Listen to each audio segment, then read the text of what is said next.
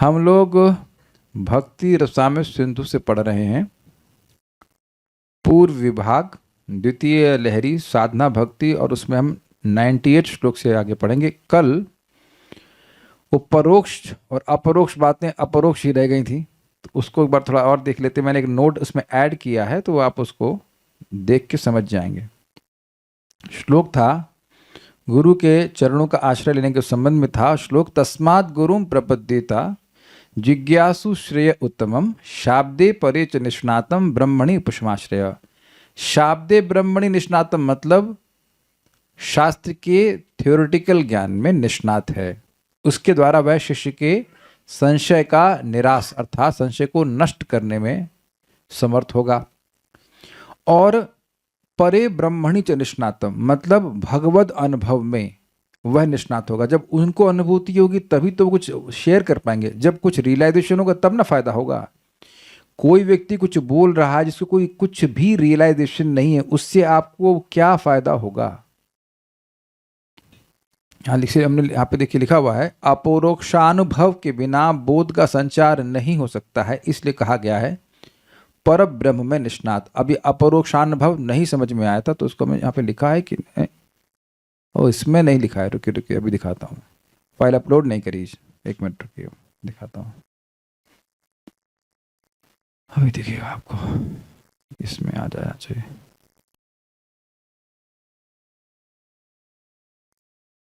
अरे हाँ ये ना, परोक्ष ज्ञान या परोक्ष अनुभव क्या होता है? जो प्रत्यक्ष अनुभव से ज्ञात ना हो बल्कि परोक्ष माध्यम से माना जाए। कैसे मिलता है? अनुमान से। अभी देखिए बाहर कुछ आवाज आ रही है ना, अभी नहीं आई थी, थोड़ी देर पहले आई थी। तो उससे आप क्या अनुमान करेंगे? या अभी थोड़ी देर कुछ दिनों पहले भड़ भड़ भड़ की आवाज आती थी इस घर में। घर के मतलब घर में आवाज आती थी, घर से आवाज नहीं आती थी। तो कुछ अनुमान करे कि लग रहा है बिल्कुल बगल में ही कुछ कोई तोड़ रहा है। ऐसा लग रहा था कि छत के ऊपर बजा रहा है, लेकिन एक्चुअली 2-3 मकान छोड़ करके वो ड्रिल चला रहे थे और ऐसा लग रहा था कि हमारे छत के ऊपर ही कुछ कंस्ट्रक्शन का काम चल रहा है। इसे अनुमान कहते हैं। तर्क भी होता है, शास्त्र के माध्यम से सुनते हैं। तो ये कहने का मतलब है कि वह चीज हमको डायरेक्टली अनुभव नहीं हो रही है। तो ये हो गया परोक्ष ज्ञान। समझे?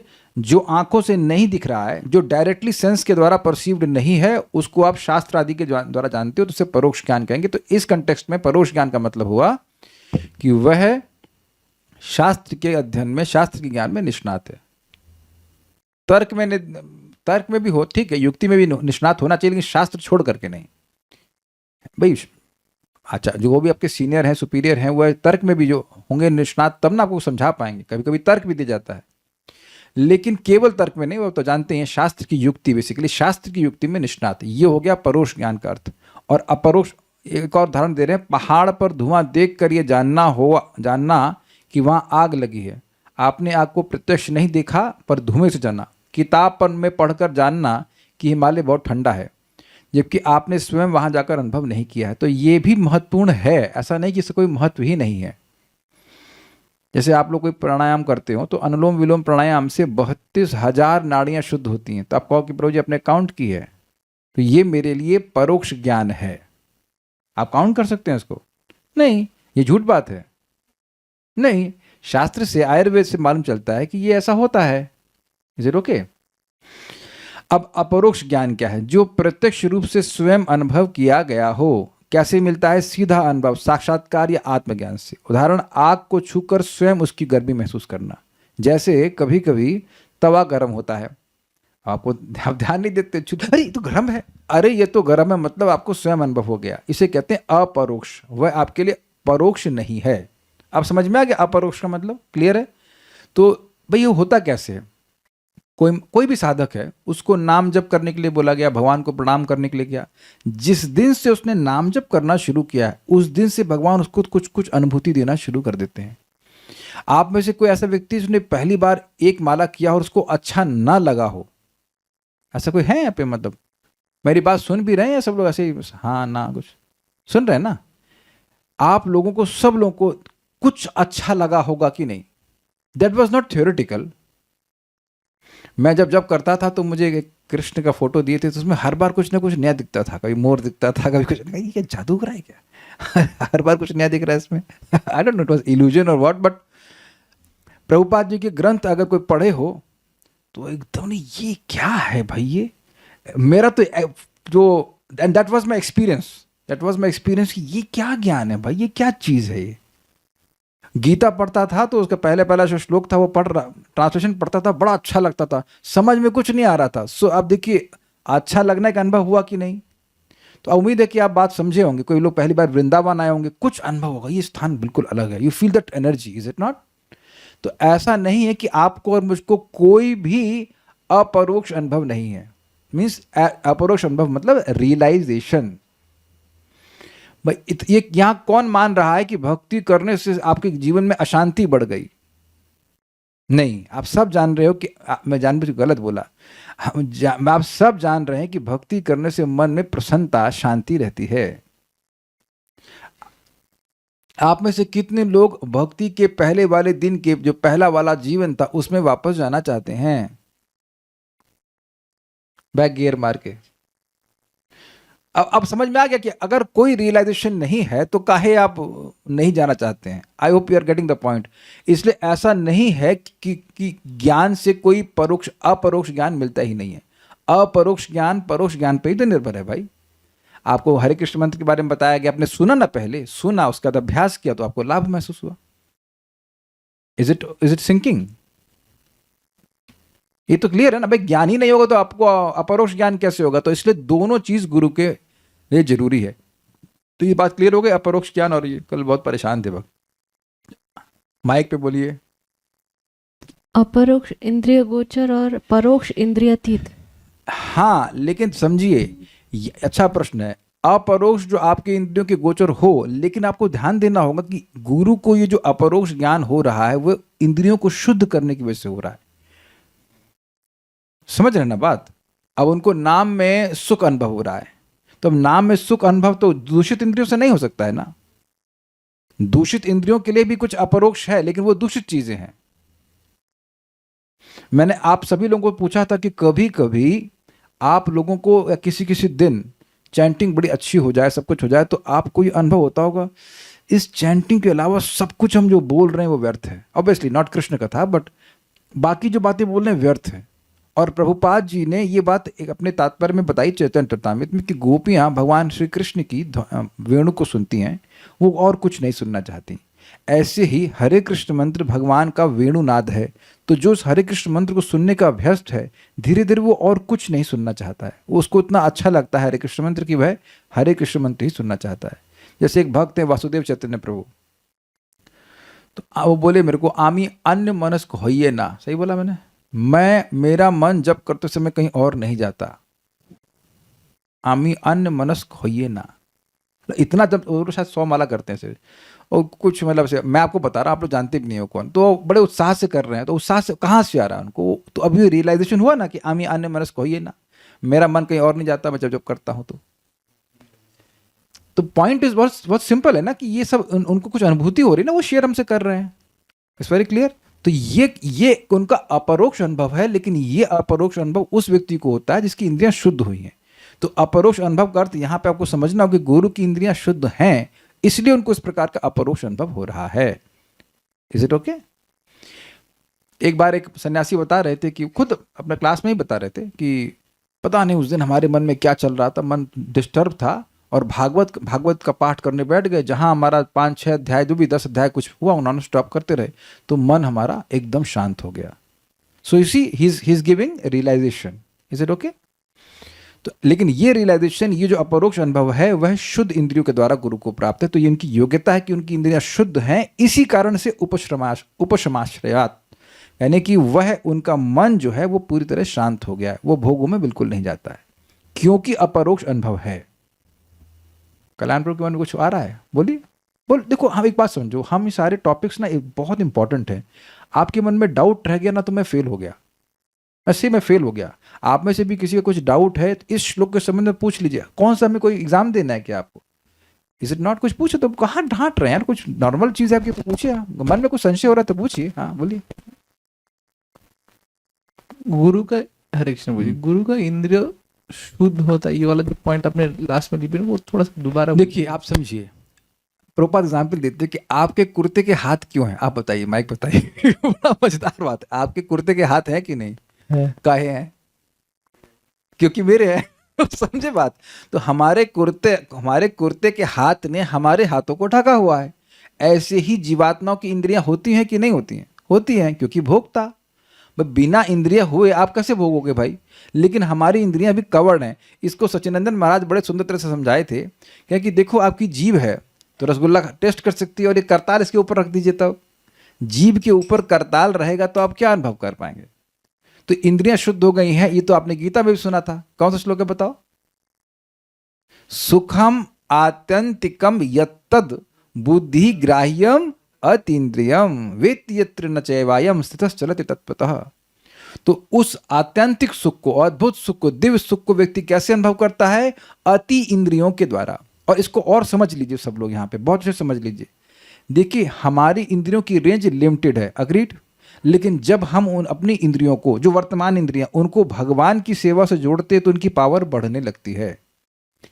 जैसे कुछ रेडियो फ्रीक्वेंसी कैच करने की क्षमता होती है, तो कुछ उसको पावर दीजिए तो और दूर की बात कैच कर पाता है। Is it not. एंटीना होते हैं ना कि यहां तक का कैच करेंगे, वहां तक का कैच करेंगे। तो या फिर आपने सुना होगा वाईफाई एक्सटेंडर होता है, डिवाइस लगा दीजिए तो और दूर की रेंज पकड़ लेता है। ऐसे ही जब अपनी इंद्रियों को, हम वर्तमान इंद्रियों को भगवान की सेवा में लगाते हैं तो हमारी कॉन्शियसनेस प्योर होने लगती है, तो इंद्रियों की क्षमता बढ़ने लगती है, और एक पॉइंट पे आकर भगवान का नाम, रूप, रस, गुण, लीला सबको पकड़ने लगती है वो। तो क्योंकि गुरु की, जो प्रामाणिक गुरु हैं, उनकी इंद्रियां उस चीज को पकड़ी हुई हैं, तो अब उनको इधर की कोई चीज समझ में नहीं आती, इधर की किसी भी चीज में रुचि नहीं आती। मैं आपको एक और चीज बताता हूँ, टर्म्स पहले भी यूज किए, मैं फिर बताता हूँ। 3 टर्म्स हैं, इसको देख लीजिए। विषयाकार चित्त, ब्रह्माकार चित्त और भक्ति वाला चित्त। भक्ति आकार कह सकते हैं। विषयाकार चित्त मतलब जो विषयों को पकड़ेगा, ठीक। ब्रह्माकार चित्त जो ब्रह्म का अनुभव करेगा।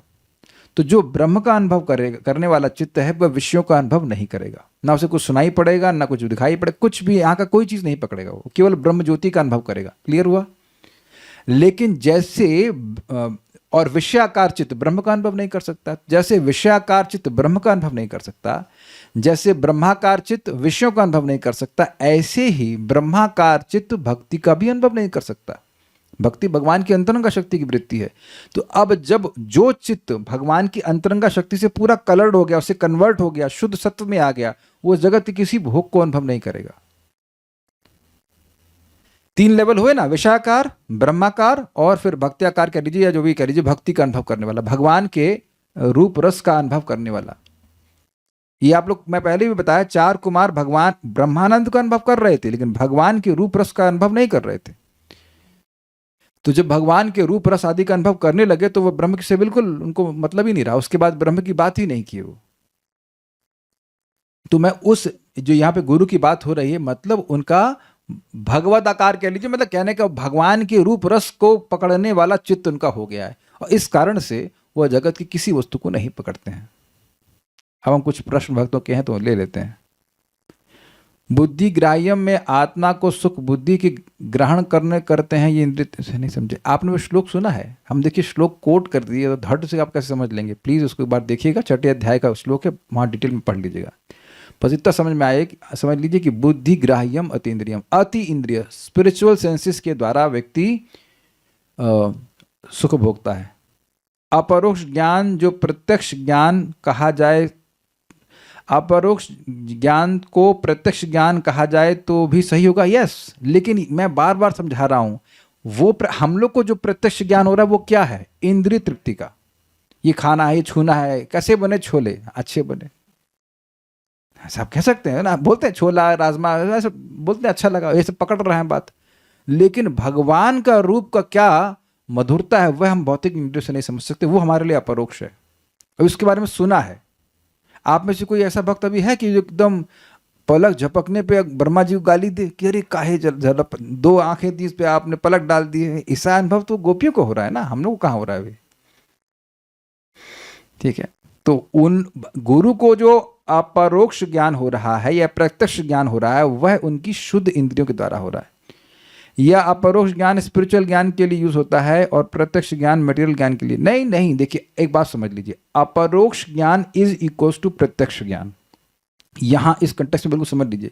बट ये दिव्य प्रत्यक्ष है। अगर यहां के कंटेक्स्ट में देखें, अपरोक्ष ज्ञान मतलब दिव्य प्रत्यक्ष। अब तो समझ में आ गया। एक है भौतिक प्रत्यक्ष जो आप देख रहे सब कुछ देख रहे हैं, लेकिन दिव्य प्रत्यक्ष एक प्रैक्टिकल। देखो आप और मैं, हम लोग सोच रहे हैं कि हम वृंदावन में हैं ना, हम लोग वृंदावन के ऊपर हैं। जो वृंदावन में हैं उनको यहाँ पे दिव्य चिंतामणि धाम दिखाई पड़ेगा। एग्जाम्पल आपको दे रहा हूँ, अकबर एक बार आए थे, प्रसिद्ध घटना है। और यहाँ पे एक महान भक्त हैं, क्या नाम था उनका, हरिदास जी, जहाँ तक मैं समझ रहा हूँ। तो उनसे वो बड़े प्रसन्न हुए और अकबर जी ने कहा कि मैं कुछ सेवा करना चाहता हूँ आपकी, if I am not wrong. तो उन्होंने कहा कि ऐसा करिए, ये केशी घाट को थोड़ा रिपेयर करा दीजिए। अब उसको थोड़ी मन में भावा, इतने बड़े हम सम्राट हैं और एक घाट को रिपेयर करने के लिए बोल रहे हैं। और उसने पहले भी आया होगा, देखा होगा थोड़ा बहुत, कहीं पत्थर उत्थर टूट गया होगा ऐसे करके। तो जब वो जा करके देखा तो हरिदास जी की कृपा से उसको केशी घाट की दिव्य दर्शन प्राप्त हुए। तो कहा, वो तब देखा कि यहाँ तो हमारा पूरा राज्य बिक जाएगा, एक हम पत्थर ठीक नहीं कर पाएंगे। समझ में आ गया आपको? तो अब उनको अपरोक्ष अर्थात दिव्य प्रत्यक्ष हुआ। यहां पर अपरोक्ष का मतलब नॉर्मल भौतिक प्रत्यक्ष की बात नहीं हो रही है। तो हम उम्मीद है कि इस बात को क्लैरिफाई कर पाए। तो ये चीज है। अच्छा, एक बात हम आपसे पूछेंगे, ये अच्छा, हम लोगों को तो दिव्य प्रत्यक्ष है नहीं, अपरोक्ष ज्ञान नहीं है। तो वेदवाद में ये कैसे मालूम चले गुरु जी को परोक्ष ज्ञान है? आपकी भाई जो शिष्य समर्पित होने वाला है उसकी तो इंद्रियां दूषित हैं, तो वो कैसे जानेगा कि गुरु जी को परोक्ष ज्ञान है, अपरोक्ष ज्ञान है? कौन सी क्वालिटीज कैसे मालूम चलेगा? एक बात सिंपल सोचिए, जिसका पेट हमेशा भरा रहेगा वो कभी कहीं खाना खाने जाएगा? जैसे ऐसे बात समझिए, और मुझे डिवोटी किचन में खाए हुए ऑलमोस्ट 2 साल हो चुका है। उसमें एक दिन गैप था, जब हम इस घर में आए थे तो घर में उस दिन खाना नहीं बन पाया था, तो हमारे प्रभु जी खिचड़ी लेके आए थे। तो 2 साल में मैं एक बार खाया। आई am not saying anything against devotee kitchen, I am just saying I am not eating outside. Why? क्योंकि घर में हम रोज खा ले रहे हैं, घर का में खाना हम तृप्त हो जाता है, अच्छा बन जाता है, अच्छा बना ही लेते हैं, मतलब बना देती हैं बना देती हैं, तो हम खा लेते हैं, संतुष्ट हैं। Do you agree? काहे भंडारे में आपने देखा मुझे भंडारे में जाते हुए कभी? किसी भंडारे में, मतलब मैं शादी के बाद की बात कर रहा हूँ, हमारे घर में भंडारा बढ़िया चलता है, खा लेते हैं अच्छे से। तो ये आप अगर मैं से कोई मुझे ऑब्जर्व कर रहा हो तो कभी नहीं आप देखेंगे कि आज क्लास इसलिए कैंसिल हो गई कि मुझे भंडारे में जाना है कभी बोला मैं ये? आप लाइन देखा, शिवकृष्ण दास जी लाइन में लगे हुए हैं और इधर क्लास छूटी जा रही है, ये नहीं देखे ना आप? तो कुछ ऑब्जर्व करना पड़ेगा आपको कि आप किसी की शरण में जा रहे हैं तो देखिए क्या उनकी इंद्रियां हमेशा भगवान की सेवा में लगी हैं। ऐसा लगता है कि ऐसा नहीं देख पाएंगे। हमारे प्रभु जी थे, ब्रह्मचारी प्रभु, भुवनेश्वर प्रभु, उनको परम पूज्य राधा गोविंद महाराज उनको बोले कि वो शुद्ध भक्त हैं। एक्चुअली वो बोले, क्लास में बोले थे, मतलब सबके सामने कृष्ण हॉल में बोले थे। तो वो भुवनेश्वर प्रभु शाम को प्राय कीर्तन करते थे 15 मिनट, तो महाराज सुनते थे। हम उस क्लास में बैठे थे, इसलिए हम कोई उसमें सुनी बात नहीं है, एकदम सामने बैठे थे। तो भुवनेश्वर प्रभु को मैंने बोला, Prabhu ji Maharaj is telling you are pure devotee, तो शर्मा आ गए। फिर मैंने उनसे बोला कि Maharaj Prabhu ji you only talk about Krishna. वो जब भी आएंगे मजाक भी करेंगे तो भगवान के बारे में बात करेंगे, जब भी मतलब कभी भी, या तो सेवा करेंगे, जप करेंगे, कीर्तन करेंगे। आप हमने कभी नहीं देखा कि उनसे वो कभी कृष्ण के अलावा कोई बात कर रहे हैं। Very big challenge. तो मैंने कहा आप हमेशा कृष्ण के बारे में कैसे बात करते हो? तो कहते हैं और किसके बारे में बात करें ना? सच सिंपल आंसर नहीं। तो जिस व्यक्ति का हृदय शुद्ध है वो अब अपने मन को किसी और वार्ता में लेके जाना ही नहीं चाहेगा। हम एकदम अच्छे से याद है, मैं उनसे बहुत मजाक करता था, हम लोग शास्त्रिक मजाक करते थे। फॉरेन बॉडी, यस, कुकिंग करते थे वो भगवान के लिए। कोई दिन नहीं जाता था कि वो कुकिंग नहीं करते हो। Everyday Mangal Aarti like that. So अब ये दिख रहा है। तो मैंने पूछा कि हर दिन आप ये सब रोज कैसे कर पाते हो? तो कहते हैं टेस्ट मिलता है तब कर पाते हैं। ऐसे नहीं बोले, ऐसे बोले इफ यू हैव, अपने को नहीं बोले, if you have test for something then you can do it every day. So what I am trying to say कि गुरु को भक्ति के प्रति टेस्ट है तभी तो वो रोज कर रहे हैं, नहीं तो दिखावा कब तक कर पाएगा व्यक्ति। इसीलिए गुरु को भी 1 साल ऑब्जर्व करना चाहिए शिष्य को, और शिष्य को भी गुरु को ऑब्जर्व करना चाहिए 1 साल के लिए। ये है सब बातें, सब चीज़ें हैं। तो ये सब बातें यहाँ पे आ रही हैं। और तो कुछ नहीं पूछना है भाई। आप कह रहे हैं गुरु जी तो भगवान के प्रतिनिधि हैं ना, वो सब जानते हैं। अरे तो ठीक है, वो तो प्रतिनिधि है, लेकिन आपको जानना पड़ेगा, एश्योर करना पड़ेगा ना कि वो प्रतिनिधि हैं कि नहीं। और वो कैसे जानेंगे प्रतिनिधि हैं कि नहीं? वो शास्त्र का ज्ञान देंगे और उनको अपरोक्ष अनुभव है, अर्थात उपशमाश्रम, उनका मन शांत है। भाई मन शांत होने का मतलब मन भगवान में ही लगा है, यानी इंद्रियां भी भगवान की सेवा में ही लगी रहेंगी, ये अर्थ है। जैसे मैंने भुवनेश्वर प्रभु को एग्जाम्पल दिया, यद्यपि वो किसी के गुरु नहीं है, इस तरह से मैं एग्जाम्पल दे रहा हूं कि उनका मन भगवान की सेवा में ही लगा रहता है, इस अर्थ में बोल रहा हूं। ठीक है, अब हमारे पास जितना भी समय है उसमें हम एक श्लोक और देखेंगे, और वो है श्री कृष्ण दीक्षादि शिक्षणम। यद्यपि यह केवल एक श्लोक है, लेकिन इसमें जो शिक्षेद शब्द है इसको पकड़ लेंगे, और आप अगर समय हो आपके पास तो इसके आगे 8 श्लोक हैं और उसमें वर्णन है कि गुरु जी से क्या क्या शिक्षा लेनी चाहिए। तो यहाँ तो केवल इतना लिखा है कि भागवत धर्मों की शिक्षा लेनी चाहिए, लेकिन उसमें भी बहुत डिटेल है, ये शिक्षा लेना चाहिए, ये शिक्षा लेनी चाहिए, जीवों पर दया करना सीखना चाहिए, जीवों पर दया करना सीखना चाहिए।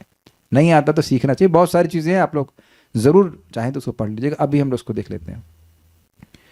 तो जो दूसरा अंग था भक्ति का, श्री कृष्ण भगवान गुरु को, आपको गुरु की शरणापति यानी गुरु की शरण में गए और फिर उनसे दीक्षा प्राप्त किया और फिर उनसे शिक्षा ग्रहण किया। ये क्रम है जनरल। अभी विपरीत भी है, विपरीत मतलब गलत नहीं है, पहले शिक्षा ग्रहण करता है भक्तों की संगत में, फिर वह गुरु से दीक्षा प्राप्त करता है और उसके बाद शिक्षा समाप्त हो जाती है। नहीं, क्या बात करें, दीक्षा हो गया उसके बाद क्या शिक्षा की जरूरत है? तो इसमें लिखा है श्री कृष्ण दीक्षादि शिक्षणम। समझे कि दीक्षा के बाद भी शिक्षा चलती रहती है। इसका एकदम स्पष्ट अर्थ है कि मुख्य बात शिक्षा ही है, दीक्षा भी इसीलिए ली जा रही है ताकि शिक्षा ली जाए। लेकिन आपने यही नहीं पूछा था, आपने कुछ और पूछा था, उसको हम आगे देखेंगे। ये कह रहे हैं कि मैंने कहा था कि दीक्षा फॉर्मेलिटी है। अब पता नहीं कौन से प्रवचन में हमने कहा, हमने ऐसा नहीं कहा कभी, क्योंकि शास्त्र ऐसा नहीं कहता है। अब पता नहीं आप जबरदस्ती हमारे मुंह में ढूंढना चाहते तो अलग बात है। हमने कैसा कभी कहा है कि दीक्षा फॉर्मेलिटी है? उन लोगों के लिए फॉर्मेलिटी है जो इसको पालन नहीं करना चाहते हैं। जैसे वो आए थे ना, वो जब हम अंबाला जा रहे थे और वो कह रहे थे हाँ हमारे भी गुरुजी हैं, जरा फोन में गुरुजी का नाम देखना। तो अब ऐसे लोगों के लिए दीक्षा फॉर्मेलिटी ही है, ये सत्य बात है। वो कुछ अपने जीवन में परिवर्तन नहीं करना चाहते, ऐसी दीक्षा की बात ही नहीं कर रहे। वो दीक्षा है ही नहीं भाई। दीक्षा काले शिष्य करे आत्मसमर्पण, यही अभी पिछले श्लोक में सुना ना आपने। गुरु की शरण में गया कि भाई हम ठीक नहीं हो रहे, अपनी दिमाग लगा लिया हमें, आप हमको ठीक कीजिए, हेल्प कीजिए। इससे एक बात मैं बिल्कुल छूट गई, उसको बताए बिना तो गड़बड़ हो जाएगी। इससे पहले श्लोक में जाएं। देखिए, जब आप पिछले श्लोक के अनुसार गुरु जी के 2 गुण देख लिए कि इनको परफेक्ट ज्ञान है शास्त्र का और उनको अनुभव है। अनुभव आपको नहीं होगा, लेकिन विश्वास है कि अनुभव है, क्योंकि भगवान की सेवा में लगे हैं। तो जो व्यक्ति निरंतर भगवान की सेवा में लगा हुआ है, शास्त्र ज्ञान भी ठीक है, उसके प्रति आपकी यह श्रद्धा नहीं होगी कि ये हमारा कल्याण ही करेंगे, कल्याण ही सोचेंगे, कल्याण ही जानेंगे। पहले ये बात आप समझ लीजिए। जब तक ये मन में स्थिर नहीं होगा, आप गुरु की बात नहीं मान सकते, चाहे वो कुछ भी बोले। इससे पहले मैं आगे जाऊं, पहले ये आपके अंदर जाना चाहिए बात। ये विश्वास होना चाहिए कि ये हमारे हितैषी हैं एकदम, और ये हमारा हित जान करके बोल रहे हैं। आप किसी डॉक्टर के पास जाइए, आपको लगे कि नहीं ये हमारी बीमारी को ठीक नहीं कर सकता है, तो आप उसकी कोई बात नहीं मानोगे। ऐसा हुआ है कभी आप किसी डॉक्टर के पास गए हों और आपको लग रहा होगा ये हमारी बीमारी को पकड़ नहीं रहे हो, और फिर आप उसकी एक भी गोली खाए हो, दवा खाए हो? मैं इसलिए बोल रहा हूं क्योंकि एक मन में व्यक्ति के डर रहता है, क्योंकि जगत में लोग चीटेड हुए हैं, लोग से चीटिंग हुई है तो डर लगता है, अरे हम समर्पण करें और कहीं हमारी से चीटिंग हो जाए तो। क्या ये डर नहीं होता? लेकिन आप देखेंगे कि जिनके प्रति आपको अब साधना, इसीलिए साधना कीजिए, शास्त्र ज्ञान भी इकट्ठा कीजिए, गीता भागवत से सुनिए और फिर आप उस वैष्णव को सुनिए, फिर आप देखिए कि क्या उनकी गाइडेंस से आपके मन में भक्ति में उत्साह बन रहा है। आपको खुद भी अनुभव होने लग जाएगा कि वो जो शिक्षा दिए हैं उससे हमको फायदा हुआ है। Is it make sense to you? अगर मन में संदेह है, प्रभुपाद जी बिल्कुल स्पष्ट कहते हैं, संदेह है तो आपको जब कोई किसी को जबरदस्ती नहीं है कि वह किसी भी व्यक्ति की शरण ले, नॉट एट ऑल नीडेड, क्योंकि वो ले ही नहीं पाएगा। उसके मन में डाउट ही रहेगा, पता नहीं सही बोल रहे हैं क्या, पता नहीं सही बोल रहे हैं क्या। इसीलिए खुद भी शास्त्र पढ़ना, सुनना, समझना चाहिए, ताकि जो गुरु जी की बात है जो वो शास्त्र से वेरीफाई हो। वो तो शास्त्र की ही बात बोल रहे हैं, लेकिन जब शास्त्र से वेरीफाई हो तो आपकी श्रद्धा गुरु में और बढ़ जाए। और मान लीजिए कोई अन्यथा व्यक्ति बोले, कुछ और फालतू बात बोले, तो आपको अपनी गुरु पे श्रद्धा समाप्त न हो। मैं आपको एक छोटा सा एग्जाम्पल दूंगा, तब मैं आगे समझा पाऊंगा इस बात को। देखिए, एक जयराम योगा करके आते हैं, तो वो जो व्यक्ति थे उनका एक्सीडेंट हो गया था और इनकी ऐसी हालत हो गई, डॉक्टर ने कहा था तुम कुछ नहीं कर पाओगे, कोई योगा नहीं कर पाओगे, एडवांस योगा तो छोड़ दो। तो उन्होंने सूक्ष्म व्यायाम ऐसा कुछ करके अपने को पूरी तरह ठीक कर लिया, फिर से अपना योगा का एम्पायर कर सकते खड़ा कर लिया। अब वो व्यक्ति जब योगा सिखा रहे हैं तो क्या ये बात सुनकर मुझे श्रद्धा नहीं होगी उनके ऊपर? यद्यपि अभी मैं उनसे कुछ सीखा नहीं, लेकिन जब उनके अनुसार मैंने करना भी शुरू किया, पहले ये बात सुनी कि भाई इनको अनुभव हुआ योग का, और उसके बाद जब मैंने करना शुरू किया तो मुझे लाभ भी हुआ। तो वो कुछ बताएंगे, मैं उनका प्रमोशन नहीं कर रहा हूँ, मैं भी नहीं कह रहा हूँ कि वो परफेक्ट है कुछ है, लेकिन एक अंश मात्र में जो उनकी शिक्षा मुझे उस फील्ड में मिली, मुझे उससे लाभ हुआ। So he is not speaking nonsense. मैं वॉलंटरली उनकी बात मान रहा हूं कि ऐसा करना चाहिए, मुझे कोई दुख नहीं उस चीज के लिए। मैं खाली उतने अंश की बात कर रहा हूं, मैं प्रैक्टिकल बात बता रहा हूं इसलिए बोल रहा हूं। या डॉक्टर के केस में आप देख लेते हो कि डॉक्टर साहब बताए आपको और आप उसके साथ चले, थोड़ा अपने चले, सही काम कर रहा है, तो फिर आगे भी आप उत्साहित हो तो करने के लिए। आप भी तो दवा ले रहे हैं ना। Initially yes you put faith and you test कि भाई इतना से हमारा कोई नुकसान तो हो नहीं, एक आध दो माला करने में क्या नुकसान है। लेकिन आप जब देखेंगे कि आपके जीवन में लाभ हो रहा है तो आप और सरेंडर करना चाहते हो। मैं उस पॉइंट को एड्रेस कर रहा हूं क्योंकि ये जो श्लोक है ना वो आपको डरा देगा। इतना सरेंडर हम कैसे करें, हमारे साथ चीटिंग हो गई तो इसीलिए मैं एड्रेस कर रहा हूं उस पॉइंट को कि शरणागति स्टेप बाय स्टेप भी होती है। ठीक है, कहीं से तो शुरू कीजिए आप श्रद्धा करके, और फिर देखिए कि क्या हमें गुरु की बात का पालन करने से लाभ हो रहा है। At some point of time you will become so intelligent कि हाँ ये जो बात कह रहे हैं बिल्कुल सही कह रहे हैं, लॉजिकली कह रहे हैं, खाली हमको हाँ में हाँ नहीं मिलाना है। हमको हाँ में हाँ मिलाना है, लेकिन केवल हाँ में हाँ नहीं मिलाना है, समझ के हाँ में हाँ मिलाना है। क्या मैं समझा पा रहा हूँ? आप में से कितने लोग मेरी बात में केवल हाँ में हाँ मिलाते हो? कोई नहीं मिलाता, हम सुनने के लिए तो वाले हम लोग हाँ में हाँ किसी को नहीं मिलाते, केवल मन में हाँ मिलाते हैं। अच्छा, कितने लोग कभी कभी हाँ में हाँ मिलाते हो जब लगता है कि हाँ मैं सही बोल रहा हूँ? कोई हाथ नहीं खड़ा कर रहा। कह रहे हैं हम हाथ भी नहीं खड़ा करें, जाओ कुछ नहीं मानेंगे। एक लोग, मैं मान रहा हूँ कि मेरी सारी बात आपको नहीं स्वीकार्य होगी, अब मैं कह भी नहीं रहा स्वीकार करो, लेकिन कुछ तो लगता है हाँ यही सही कह रहे हैं, ठीक है, तब हम इसको मान लेंगे। एंड एक और आप चीज देखते होंगे कि कभी कभी लगता कि प्रभु जी गलत कह रहे हैं, ये आता होगा, बाद में सोचते होंगे हाँ तो सही कह रहे हैं। ये हुआ कभी किसी के संग? This also amazing. तो अब ये बताइए कि मैं सही कह रहा था कि गलत कह रहा था? जब मैं हाँ उस समय आपका परसेप्शन असर होता नहीं ये गलत कह रहे हैं, नहीं सही गलत कह रहे हैं, बाद में हाँ ये तो सही कह रहे हैं। हाँ थोड़ा सा डाइजेशन में टाइम लग जाता है। हाँ, मैं खाली ये समझाना चाह रहा हूं कि surrender is not blind surrender, we are not blindly surrendering. I am not blinding, at least for yoga I am not blindly surrendering to that person. समझे ना बात? और प्रभुपाद जी चाहते भी नहीं थे कि बस आंख मूंद करके हाँ गुरुजी बोले, जो गुरुजी बोल दिया कि भगवान निराकार है और तुम्हारे दिमाग में भी घुस गया यही निराकार है, ऐसा नहीं होता। अब देखते हैं कि श्लोक को कितना कर पाते हैं, एक श्लोक ले लेते हैं।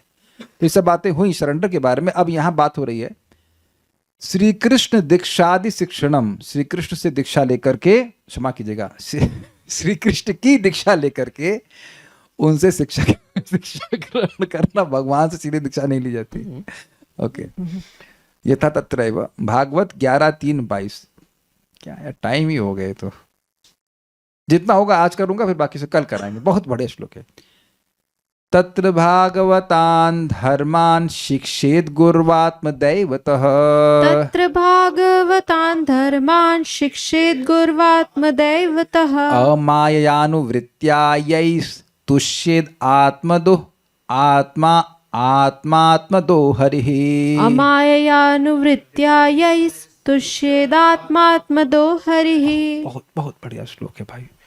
अरे कहाँ भी और बोलेंगे। तत्र भागवतान् धर्मान् शिक्षेत गुर्वात्मदैवतः तत्र भागवतान् धर्मान् शिक्षेत् गुर्वात्मदैवतः अमाययानुवृत्त्या यैस्तुष्येद आत्मात्मदो हरिः।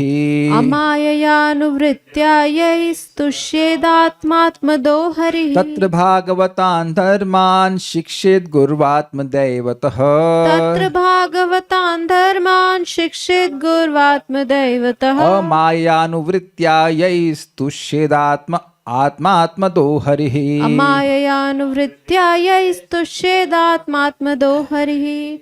तत्र भागवतान् धर्मान् शिक्षेत् गुर्वात्मदैवतः तत्र भागवतान् धर्मान् शिक्षेत गुर्वात्मदैवतः अमाययानुवृत्त्या यैस्तुष्येदात्मात्मदो हरिः। अमाययानुवृत्त्या यैस्तुष्येद आत्मात्मदो हरिः। बहुत बढ़िया श्लोक है ये, बहुत अच्छा श्लोक है।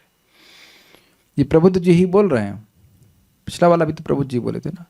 श्री कृष्ण दीक्षा पूर्वक शिक्षण, ये दूसरा अंग है, भक्ति का द्वार स्वरूप अंग है। वहीं पर ही एकादश स्कंद में कहा गया है, वहीं का मतलब उसी का अगला श्लोक है ये। वो हमने 11:3-21 देखा था, 11:3-22 है।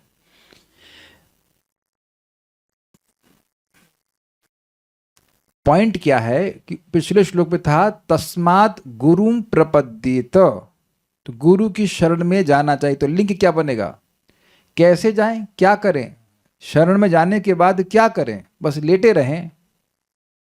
तो इस श्लोक से एकदम क्लियर हो रहा है कि शरण में जाने का मतलब क्या है, गुरु की शरण का क्या मतलब है। यह श्लोक से आप समझोगे, बहुत अच्छे समझ जाएंगे।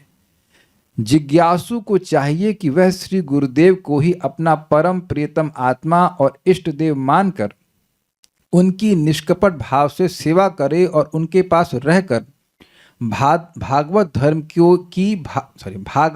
की भगवान को प्राप्त कराने वाले भक्ति भाव के साधनों की क्रियात्मक शिक्षा ग्रहण करें। मतलब कैसे जप करें, कैसे भागवत सुने, ये सब गुरु के निकट सुनना चाहिए। ये बात देखिए, गुरु जी यही नहीं बोलते हैं मेरे लिए पानी लाओ, मेरे लिए भोजन बनाओ, मेरे लिए ये करो, मेरे वो करो। ये तो भौतिकतावादी व्यक्ति बोलता है, केवल यही सब काम में नहीं लगाए रहते हैं। वो शिष्य को सिखाते हैं, बेटा ऐसे जप करो, सीधे बैठो, या जो भी और बहुत सारी बात सिखाते हैं। अभी मैं परम पूज्य भक्ति रसामृत महाराज का प्रवचन सुन रहा था, तो वहाँ भी सब सिखा रहे हैं कैसे बर्ताव करना चाहिए, कैसे अपना जीवन को ढालना चाहिए कि अपना नाम जप अच्छा हो। ये सब शिक्षा गुरु देते हैं।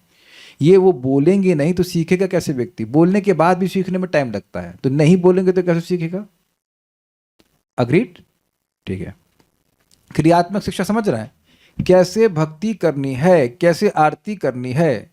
सबसे पहले अगर आरती करनी है तो सबसे पहले अगरबत्ती दिखाना होता है। हम सब सीखे वहाँ पे सर के घर पे 4 3 2 7 3 2 5 6 ऐसे करके सीखे हैं।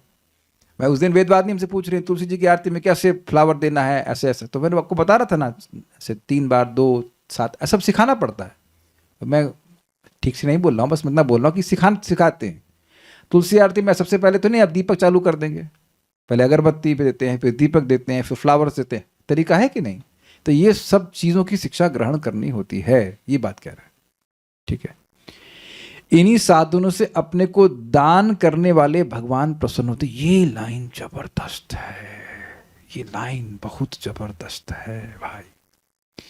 कोई कहे कि हम गुरु की शरण में जाएंगे तो क्या मिलेगा, तो कह रहे हैं कि वह भगवान तुष्ट हो जाएंगे जो अपने आप को देते हैं। इसको ऐसे समझिए, वह भगवान आपसे तुष्ट हो जाएंगे, और तुष्ट होने पर व्यक्ति कुछ देता है ना किसी को, तो क्या देंगे आपको, आत्मतः अपने आप को ही दे देंगे।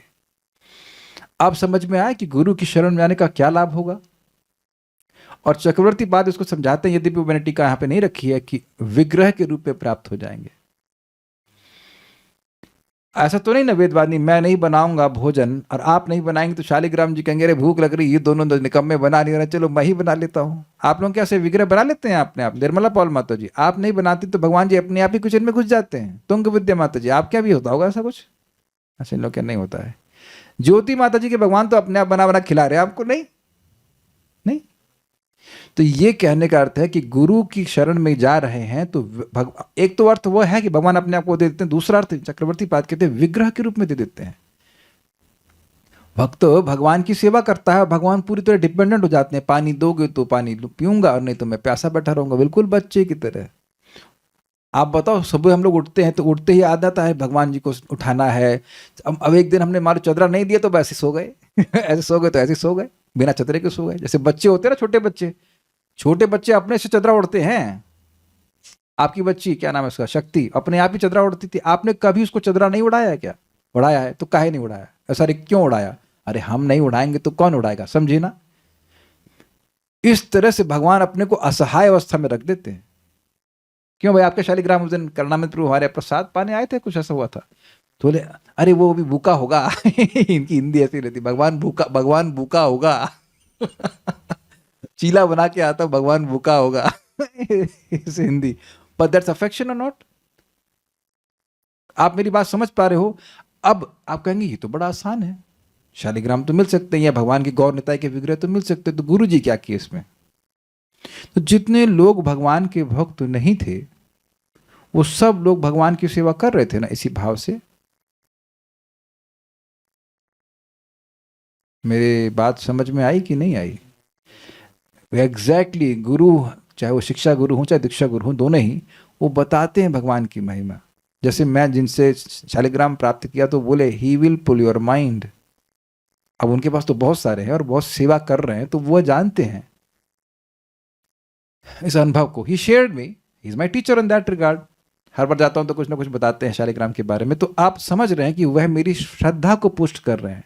यस, गौरनता इज देयर, गौरनता के विग्रह हैं, लेकिन प्रभुपाद जी प्रकट किए ना। एग्जाम्पल देता हूं, अमेरिका में जगन्नाथ बलभद्र सुभद्रा महारानी की विग्रह है, तो भक्तों को लगा कोई खंबे हैं ये तो उनको समझ ही नहीं ये है क्या चीज।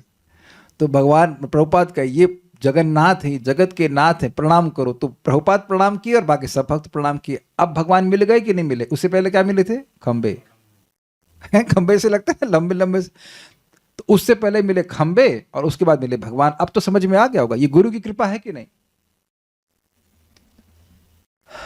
ऐसे ही आप चैतन्य चरितामृत पढ़ेंगे तो उसमें वर्णन है, सार्वभौम भट्टाचार्य जी को भगवान चैतन्य महाप्रभु ने दर्शन दे दिए थे, उनको कृपा मिल गई थी। अब उसके बाद उनके शिष्य का नाम क्या है, महाराज प्रताप रुद्र, तो उनको वो सार्वभौम भट्टाचार्य बताते हैं कि ये भगवान है। जबकि उस समय तक, एटलीस्ट उस समय तक, चैतन्य महाप्रभु ने अपने आप को श्री कृष्ण के रूप में महाराज प्रताप रुद्र के सामने प्रकट नहीं किया था। बाद में उनकी कृपा मिलती है। तो वहां प्रभुपाद समझाते हैं कि पहले व्यक्ति गुरु की बात को स्वीकार करता है, उनके अनुसार चलता है, फिर भगवान अपने आप को प्रकट करते हैं। सबको सारा विज्ञान समझ में आ रहा है। और एक बात आप समझिए प्लीज, इस बात को, कोई भी श्रेष्ठ वैष्णव हैं, भक्त हैं, अगर वो शास्त्र के अनुसार कोई बात बता रहे हैं तो स्वीकार कीजिएगा उसको। ऑब्वियसली बहुत सारी बातें उसमें हैं कि वो आपके हितैषी हैं, वो ज्ञानवान, सब वो सब ठीक है, अंडरस्टूड है, लेकिन शास्त्र के अनुसार बात बता रहे हैं तो स्वीकार करना चाहिए, उसे रेजिस्ट नहीं करना चाहिए। अगर प्रभुपाद की बात को कोट करके समझा रहे हैं और आपके मन में विश्वास है कि आपका हित चाहते हैं तो स्वीकार करना चाहिए, भले ही मन बोले हट हम किसी की नहीं सुनेंगे। बिकॉज लास्ट लाइन बहुत जबरदस्त है, इन्हीं साधनों से अपने को दान करने वाले भगवान प्रसन्न होते हैं। एक मिनट और सोचिए इसको, इन्हीं साधन का मतलब और किसी साधन से नहीं, केवल इन्हीं साधनों से भगवान जो अपने को दान कर देते हैं वो भगवान प्रसन्न होते हैं। जैसे फॉर एग्जाम्पल कैसे भगवान मिलते हैं दान में? थोड़ा जल चुलके नवा, और तुलसी दल मात्रे ना जल चुलके नवा। थोड़ा जल ले लीजिए और तुलसी ले लीजिए और भगवान को अर्पण कीजिए तो भगवान अपने आप को दे देते हैं। तो इसी साधन से, और चाहे शीर्षासन लगा लो, भगवान नहीं देने वाले, कुछ नहीं मिलने वाला उनको। Is it sinking in? इसलिए गुरु की शरण में जाना चाहिए, क्योंकि गुरु की शरण में जाकर उनको प्रसन्न करके हम भगवान की प्राप्ति करेंगे। और ध्यान दीजिएगा, कि प्रामाणिक गुरु का एकमात्र उद्देश्य होता है कि वह चाहते हैं कि इस बच्चे को भगवान मिलें। और ये विश्वास जब तक आपका किसी वैष्णव के प्रति नहीं है तो डोंट नीड टू सरेंडर। मैं फिर रिपीट कर रहा हूं, अगर आपका ये विश्वास नहीं है कि ये चाहते हैं कि मुझे भगवान की प्राप्ति हो, तो कोई जरूरत नहीं है आपको शरणागत उस व्यक्ति की शरण में जाने के लिए। मैं उस व्यक्ति की निंदा नहीं कर रहा हूं, मान लीजिए मेरी विश्वास नहीं तो नट्स ओके, वो प्योर भी हो सकते हैं, बट हो सकता है कि मेरा विश्वास ना हो, ये भी हो सकता है, ये भी हो सकता है। लेकिन एक प्रामाणिक वैष्णव, मैं एग्जांपल दे रहा हूं, नारद जी जब दासी पुत्र थे तो वह भक्ति वेदांतों की संगत किए कि नहीं की, सब जानते हैं, प्रथम स्कंद में है। कोई व्यक्ति पूछा उनका पिछले जन्म में नाम नारद था, हमने कहा ना, उनके नाम का वर्णन ही नहीं है, दासी पुत्र। Just think about it, only your reference, not even your name. Ajamil का तो नाम भी बताया गया लेकिन उनका तो नाम तक नहीं बताया गया, बस दासी पुत्र थे। वो भक्तों की संगत से, भक्ति वेदांत शब्द आया, उन लोगों की संगत से क्या होता है, तद्धर्म रुचि प्रजायते, उनकी संगत से उनका जो धर्म था, श्रवण कीर्तन था, उसमें उस दासी पुत्र की रुचि हो गई। और प्रपात कहते हैं देखो क्या संगत का प्रभाव हुआ कि एक ही जन्म में वह ऐसे भगवान के पार्षद हो गए कि जो अद्वितीय हैं, उनके जैसा कोई न भूतो न भविष्यति, ऐसा प्रचारक कोई हुआ ही नहीं, केवल एक जन्म में ऐसा हो गया। तो नारद जी को क्या अनुभव है कि वैष्णवों की संगति में वैष्णवों ने यही चाहा कि इस बच्चे को भगवान प्राप्ति हो गई मतलब उन्हें सिखाया कैसे होती है, इजी। अब नारद जी जब ध्रुव महाराज को मिले तो क्या सोचे, अरे ये तो बड़े बाप का लड़का है, कुछ पैसा मांगता हूं उसे, है ना। जब भी मैं हम लोग है ना तो सब लोग हाँ हर जगह हाँ, अरे हाँ बोलने से पहले सोचो मैं क्या बोल रहा हूं। नारद जी पैसा थोड़ा सा ऐंठ रहे थे वो उसको मंत्र दिए जिसके द्वारा भगवान की प्राप्ति हो, है ना। अब आप सब एकदम नहीं, हाँ यहाँ है ना, ठीक है, यहाँ पे है, ये एक वैष्णव का संकल्प होता है। व्हाट इज दैट, कृष्ण दीते पार, कृष्ण से तुम्हारा, कृष्ण दीते पारो तुम्हारा शक्ति। अच्छा, that's a whole point. Prabhupada ji आपको जब बोल रहे हैं, हम सबको बोल रहे हैं कि 16 माला जप करो, 4 नियमों को पालन करो, काहे बोल रहे हैं, कल्याण प्रभु बताइए क्यों बोल रहे हैं, जल्दी से बता दो क्यों बोल रहे हैं, इजी है, अब तो समझ में आ गया हो। क्योंकि हमारे उद्धार के लिए। अरे बोर कर रहे यार, क्योंकि इन्हीं साधनों से अपने को दान करने वाले भगवान प्रसन्न होते। ये लाइन को याद रखना है, नहीं तो कुछ लोग बोलेंगे काहे हमारे कपाल पे छोड़ेंगे कि 16 माला करें समझे बात, समझ में आ रहा। इसलिए हम इस श्लोक को बिल्कुल तसल्ली से समझाना चाह रहे थे, समझ में आ रहा है बात। या सही बात है कि गुरु जी आपको बोलेंगे 4 नियम का पालन करो, होटल में नहीं खा सकते, ये मत करो वो मत करो, लेकिन उद्देश्य क्या है, इसकी बहुत सारी चीजें छुड़वा रहे हैं ताकि भगवान मिल जाए। इसको समझ में आया, कोई टॉर्चर नहीं कर रहे, तो प्रयास करना चाहिए। ये बात जब तक आपको, जब ये विश्वास हो जाएगा कि नहीं ये प्राप्ति कराएंगे और प्राप्ति कराने के लिए ही बोल रहे हैं बस, तो आपको कोई कठिनाई नहीं होगी। देखिए लोग अपनी जान दे रहे हैं, है कि नहीं, आर्मी में जाते जान दे देते हैं, आतंकवादी भी जान देते हैं उरों के लिए पता नहीं मिलती है कि नहीं। तो अब सोचो कि उनका विश्वास है तब ना, ऐसे कौन जान देगा। यहां कहीं लिखा है कि आपको गुरु के चरण में जाकर जान दे देनी चाहिए, जान नहीं देनी है, केवल सरेंडर करना है। उनकी बात माननी, उनसे सरेंडर का मतलब शिक्षा लेनी है कि भागवत धर्म कैसे, क्या होते हैं, कैसे सीखें, कैसे भगवान को भोग लगाते हैं, कैसे भगवान की आरती करते हैं, ये सब सीखना होता है। ये बात सीखना होता है, मतलब करने के लिए सीखना होता है। हाँ बोलिए। हरे कृष्ण प्रभु जी, गुरु को इष्ट देव क्यों कहा अभी गया? तो मैंने एक्सप्लेन ही नहीं किया। अन्वय, तत्र मतलब वहां का मतलब भाई गुरु के चरणों की शरण ग्रहण करी। अब कह रहे तत्र मतलब उन गुरु के निकट, वहां तत्र मतलब नियर द स्पिरिचुअल मास्टर, उन गुरु के निकट जिज्ञासु को अमायया, निष्कपट भाव से। निष्कपट भाव का मतलब क्या हुआ, गुरु जी चाहते हैं कि बच्चे की आध्यात्मिक प्रगति हो। बच्चा क्या चाहता है, भौतिक प्रगति। बहुत बड़ी बात है भाई, बहुत बड़ी बात है। अगर भौतिक प्रगति चाहता है तो उसे भौतिक प्रगति ही मिल जाएगी, आध्यात्मिक प्रगति नहीं मिलेगी। इसीलिए कह रहे निष्कपट भाव से। समझ में आ गई बात। प्रभुपाद जी के गुरु महाराज बोले थे इस बात को कि they will be fire in the मठ, लोग लड़ने लग जाएंगे आपस में कि मुझे कौन से घर में रहना है, कौन से रूम में रहना है, और प्रचार कार्य को बंद कर देंगे। और वही हुआ भी। और प्रभुपाद जी का एक स्टेटमेंट लिखा हुआ है, जब मैं पढ़ाने वाले ऑफिस में बैठते तो सामने किसी ने स्टेनलेस स्टील में एनग्रेव करवाया था, हम उसे करवा कर रखवाए लगाए थे कि हमने एक बहुत सुंदर इंस्टीट्यूशन खड़ा किया इस्कॉन का, लेकिन अगर व्यक्ति अपनी व्यक्तिगत क्या कह सकते हैं स्वार्थ को आगे रखेगा तो ये नष्ट भी हो सकता है कि मैं यहाँ का बन जाऊं, मैं वो बन जाऊं, या मैं ये बन जाऊं। ये सब माया है, ये कपट है। भोग और मोक्ष की इच्छा, ये सब कपट है। तार मध्य मोक्ष वांछा कैटभ प्रधान, जहां होते कृष्ण भक्ति हो अंतर ध्यान। तो इस प्रकार की भावना से व्यक्ति को गुरु की सेवा नहीं करनी चाहिए। इस प्रकार की भावना से गुरु की सेवा नहीं करनी चाहिए। गुरु की सेवा करनी चाहिए लेकिन निष्कपट भाव से करना चाहिए। समझ रहे हैं? डॉक्टर के पास गए हैं ताकि आप ठीक हो जाएं, that is your sincere desire. इस तरह से अनुवृत्त्या, अनुवृत्त्या मतलब सेवा आदि के द्वारा, मतलब अनुकूल आचरण के द्वारा। गुरुजी पानी मांग रहे हैं तो क्या देना है? दूध। और दूध मांगे तो लस्सी। समझे बात? ये आपको हंस रहे हैं लेकिन ये बहुत सबसे मुश्किल चीज हो जाती है। जब जो बोला जा रहा है, जैसा बोला वैसा करो भी तो नहीं हो पाता है। नहीं नहीं गुरुजी ये चाहते हैं हम तो कि तेरे दिल की बात मैं जानूं, अच्छा इंगित कोविद हूं मैं, ये सब नहीं। जो बोला जा रहा है वैसा करिए। और व्यक्ति सोचता है नहीं मैं बहुत इंटेलिजेंट हूं, मैं बहुत जानता हूं। नहीं, ऐसे नहीं। गुरु के प्रति अनुकूल वृत्ति से। आत्म दैवतः, आत्म मतलब अपने परम प्रियतम आत्मा, मतलब जैसे व्यक्ति स्वयं को प्रेम करता है ऐसे गुरु से प्रेम करना चाहिए। जैसे अपना अहित नहीं करना चाहता है ऐसे गुरु का अहित नहीं करना चाहिए।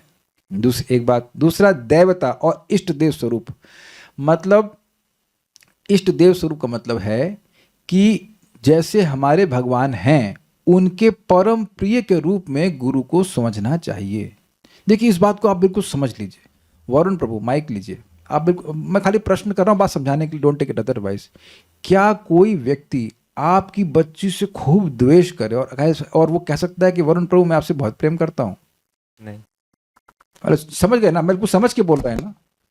महावीर प्रभु, मैं वरुण प्रभु से खूब, मैं नहीं बोलूंगा, कोई व्यक्ति वरुण प्रभु से खूब द्वेष करे और कहेगा अब आपसे प्रेम कर लेगा। आपको आपके लड़के से कोई द्वेष करे तो वो कहेगा कि, द्वेष समझते हैं शत्रु हो, तो वो कहेगा कि मैं आपसे बड़ा प्रेम करता हूं महावीर प्रभु। ऐसे व्यक्ति के प्रेम को आप स्वीकार करेंगे? ये बात मैं जानबूझकर से नाम लेकर बोल रहा हूं। इस बात को आप समझिए कि गुरु बेटा जैसे पिताजी को बहुत प्रिय है, तो गुरु भी तो भगवान को बहुत प्रिय है। वो कार्य भगवान का कर रहे हैं। अब गुरु से द्वेष करेगा तो फिर भगवान से कैसे प्रेम करेगा? I hope it is clear. आपने देखा होगा कि मान लीजिए कोई व्यक्ति आपको प्रिय लगता है तो उसके बच्चे को भी पुचकारते हो आप, है कि नहीं? दोनों को बराबर से प्रेम करते हैं कि नहीं? अग्रीड? बच्चा बाप नहीं हो जाएगा लेकिन प्रेम बच्चे को वैसे ही दिया जाता है जैसे पिताजी को देते हैं। क्या समझ गए बात? प्रभा समझाते हैं कि बच्चे को लॉलीपॉप दे दीजिए, पिता को लॉलीपॉप देंगे तो संतुष्ट नहीं होगा, लेकिन बच्चे को लॉलीपॉप दे दीजिए तो हमारे बच्चे से बड़ा प्रेम करते हैं भाई। यस, क्लियर है? तो उसी प्रकार से जब गुरु को ये समझते हैं कि गुरु भगवान को अत्यंत प्रिय हैं, इस कारण से भगवान से अभिन्न है। मैं समझा पाया अभिन्न वाली बात? मैं कहूँगा अरे मैं तो आपकी बेटी से वो कर रहा हूं, द्वेष आपसे थोड़ा कर रहा हूं, अरे कैसे हम अलग थोड़े ना ऐसा। उसी तरह से भगवान और वैष्णव अलग नहीं है, अलग नहीं है। जो इस प्रकार का भगवान की कीर्ति का यश का प्रचार कर रहे हैं, गुरु यही तो कार्य कर रहे हैं, उनसे द्वेष कोई कर रहा है तो फिर वो भगवान से कैसे प्रेम करेगा बताओ?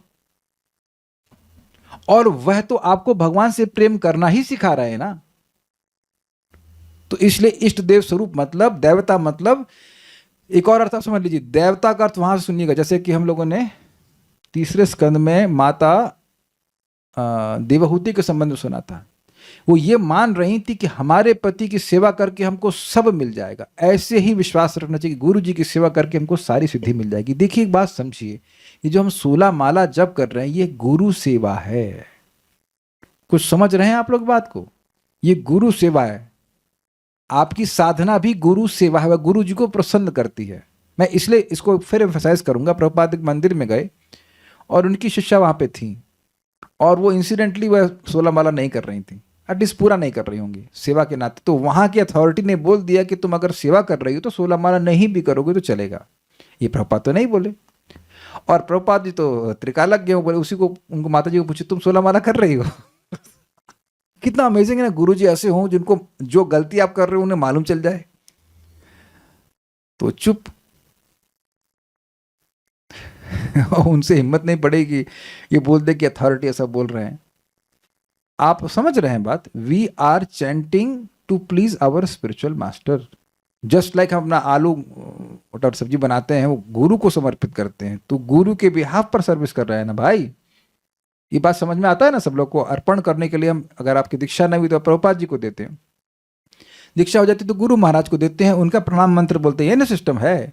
तो उनके बिहाफ पर आप भगवान का भोजन बना रहे हो, ये सिस्टम है। उन्हीं के बिहाफ पर हम प्रचार कर रहे हैं। ये सब बातें क्लियर है।